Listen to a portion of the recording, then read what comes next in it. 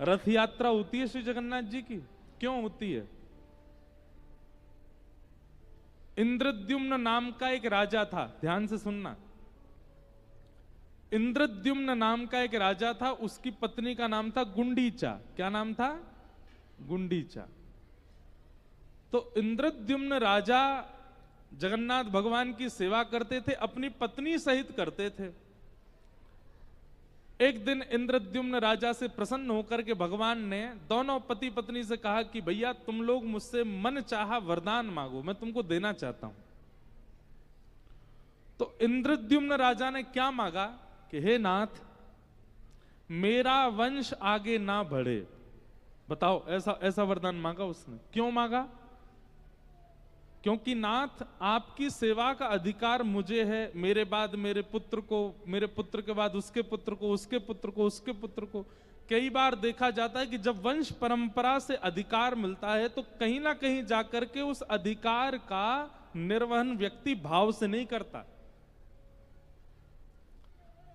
कोई परंपरा से अगर धनवान होता है ना, दादाजी धनवान, पिताजी धनवान, तो निश्चित है पुत्र या फिर पुत्र का पुत्र बिगड़ैल बनेगा, क्योंकि उसको इतनी संपत्ति पुश्तैनी मिली होती है कि वो बिगड़ ही जाता है।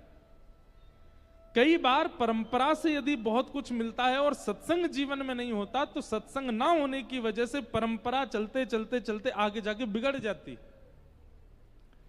इंद्रद्युम्न राजा ने कहा कि नाथ, आपकी सेवा का अधिकार मुझे, मेरे बाद मेरे पुत्र को, पुत्र के बाद उसके पुत्र को, उसके बाद कहीं ऐसे चलते चलते मेरे वंश में किसी को अभिमान ना हो जाए और आपकी सेवा में कहीं कुभाव ना आ जाए, इसलिए मेरा वंश यहीं रोक दो। अब ये मांगा इंद्रद्युम्न राजा ने अपने मन में। बगल में खड़ी पत्नी क्या कह रही है? वो मांग रही है कि हे नाथ, मुझे आप जैसा एक पुत्र मिल जाए। पति तो मांग रहा है कि मेरा वंश रुक जाए, पत्नी मांग रही है मुझे संतान की प्राप्ति हो।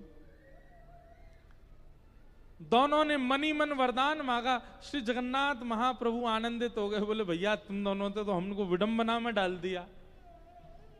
बोले क्या विडंबना? बोले इंद्रद्युम्न ने तो मांगा मेरा वंश यहीं रुक जाए। पत्नी देखने लगी, ऐसा कैसे वरदान मांगा तुमने? तुमने कहा वंश ही रुक जाए। और जगन्नाथ भगवान बोले गुंडीचा मां कहती है कि मुझे पुत्र की प्राप्ति हो। अब पति चाहता है बालक ना हो, पत्नी चाहती है बालक हो, ये कैसे? दोनों के वरदान विपरीत है, मैं कैसे पूर्ण करूं? इंद्रद्युम्न गुंडीचा को समझाने लगे, अरे तुम जानती नहीं हो, तुम भी यही मांगो, संतान ना हो, हम दोनों अकेले ही ठीक हैं, आदि आदि ये सब। गुंडीचा उसको समझा रही है, अरे नहीं नहीं, संतान तो होनी चाहिए, ऐसे कैसे आदि आदि। जगन्नाथ भगवान बोले झगड़ो नहीं, हमारी बात सुनो, तुम दोनों की इच्छा पूरी करते हैं हम। बोले कैसे? बोले आपकी इच्छा तो हम ये पूरी करेंगे कि आपके संतान होगी नहीं, और गुंडीचा मां आपकी इच्छा हम ये पूरी करते हैं कि जब तक पृथ्वी है, जब तक ये भूमंडल है, तब तक मैं ही आपका पुत्र हूं, मैं आपकी संतान बन के रहूंगा। मां, साल भर तो मैं लोगों के कल्याण के लिए मंदिर में विराजूंगा, पर साल में एक बार अपनी मां के हाथ की प्रसादी पाने के लिए रथ पर बैठ करके मैं आया करूंगा और आपसे आकर के प्रसाद लिया करूंगा। तो भगवान जगन्नाथ जहां विराजते हैं वो है श्री मंदिर, और रथ में बैठ करके जिस स्थान पर जाते हैं उसका नाम है गुंडीचा मंदिर। वो मां के घर जाते हैं, अपने मैया से मिलने जाते हैं। गुंडीचा तो आपने नहीं मांगा, लेकिन ठाकुर जी ने संबंध दे दिया, ये कथा का प्रभाव होता है। अभी तक तो हमने ये सुना कि किसी ने ठाकुर जी को अपना भाई माना, किसी ने ठाकुर जी को अपना प्रियतम माना, किसी ने ठाकुर जी को अपना पति माना। पर भैया, धर्म भक्ति की सार्थकता तब मानो कि आपने कुछ नहीं माना, ठाकुर जी ने आपको मान लिया। आपने ठाकुर जी से कोई संबंध नहीं बनाया, पर ठाकुर जी ने आपको सखा मान लिया, ठाकुर जी ने आपको मित्र मान लिया, ठाकुर जी ने आपको भाई मान लिया, ठाकुर जी ने आपको अपना प्रियतम मान लिया। ये भक्ति की सार्थकता।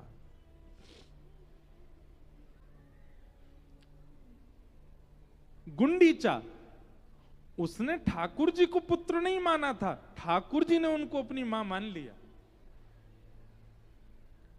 हम हमेशा अपनी कथा में कहते हैं भगवान से संबंध बनाओ, पर आज हम अपने बात को थोड़ा और आगे बढ़ाते हैं और ऊना में एक नया स्टेटमेंट देते हैं कि भक्ति ऐसी करो कि ठाकुर जी आपसे संबंध बनाए, आप ना बनाओ, ठाकुर जी आपको अपना बनाए।